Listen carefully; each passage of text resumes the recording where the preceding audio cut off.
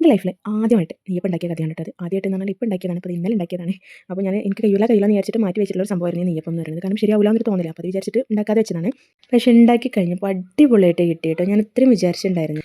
അപ്പോൾ ഞാൻ എങ്ങനെ ഉണ്ടാക്കിയെന്ന് കണ്ടോളൂ കേട്ടോ. ഞാനത് അവിടെ കുറച്ച് ശർക്കരയൊക്കെ എടുത്തിട്ടുണ്ട്. ശർക്കര പാനിയൊക്കെ എടുക്കുന്നുണ്ട്. പിന്നെ 2 കപ്പ് പച്ചരിയാണ് എടുത്തിട്ടുള്ളത് കേട്ടോ. അപ്പം ഇതിലുള്ള അളവുകളും അതേപോലെ തന്നെ സാധനങ്ങളും ഒക്കെ ഞാൻ ഇതിനായ രീതിയിൽ അങ്ങോട്ട് ചേർത്ത് എടുത്തിട്ടുള്ളതാണ് കേട്ടോ. അപ്പോൾ 2 കപ്പിലേക്ക് 2 തവി സാധനം നമ്മൾ വേവിച്ചിട്ടുള്ള ചോറ് ഇട്ട് കൊടുക്കുന്നുണ്ട്. അതേപോലെ തന്നെ ഒരു 3/4 കപ്പിൻ്റെ അടുത്തൊക്കെ ആയിട്ട് തേങ്ങ എടുത്തിട്ട് അതിൻ്റെ പകുതിയാണ് ഞാൻ ഇതിലേക്ക് ചേർത്ത് കൊടുക്കുന്നത് കേട്ടോ. ബാക്കി പകുതി ആവശ്യമുണ്ട്. പിന്നെ കുറച്ച് മൈദ എടുക്കുന്നുണ്ട്. ഇതിനൊന്നും അങ്ങനെ വലിയ അളവൊന്നുമില്ല കേട്ടോ. മൈദ ഒരു 2 ടേബിൾ സ്പൂൺ എങ്ങാണ്ട് എടുത്തിട്ടുള്ളൂ. പിന്നെ കുറച്ച് ഏലക്കയുടെ കുരു, അതേപോലെ തന്നെ കുറച്ച് ചെറിയ ജീരകം ഇട്ടിട്ട് ഞാനിത് സാധാ വെള്ളത്തിലാണിപ്പോൾ കുറച്ചൊന്ന് മിക്സ് ആക്കി എടുക്കുന്നത് കേട്ടോ. അതായത് സാധാ പച്ചവെള്ളത്തിൽ കുറച്ച് വെള്ളം ചേർത്തിട്ട് നല്ല ടൈറ്റ് ആക്കിയിട്ടാണ് ഞാനത് അരച്ചെടുക്കുന്നത്.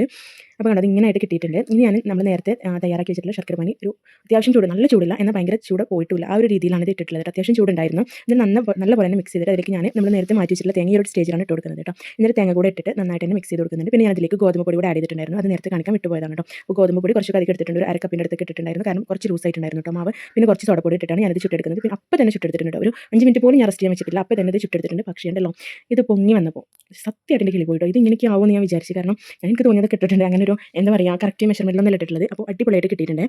അപ്പോൾ ഇതുവരെ ഇത് ഉണ്ടാക്കാത്തവരുണ്ടെന്നുണ്ടെങ്കിൽ ഇതുപോലെ ഒന്ന് ട്രൈ ചെയ്ത് നോക്കൂ കേട്ടോ. സംഭവം കിടുവാണ്. പിന്നെ നല്ല അടിപൊളി നാരെടുത്തിട്ടാണ് വന്നിട്ടുണ്ടായിരുന്നത്. സൂപ്പറായിരുന്നു കേട്ടോ. അപ്പോൾ ഇഷ്ടപ്പെട്ടവരുണ്ടെങ്കിൽ ലൈക്ക് ചെയ്യുക, ഷെയർ ചെയ്യുക, ഒന്ന് സബ്സ്ക്രൈബും കൂടെ ചെയ്തു.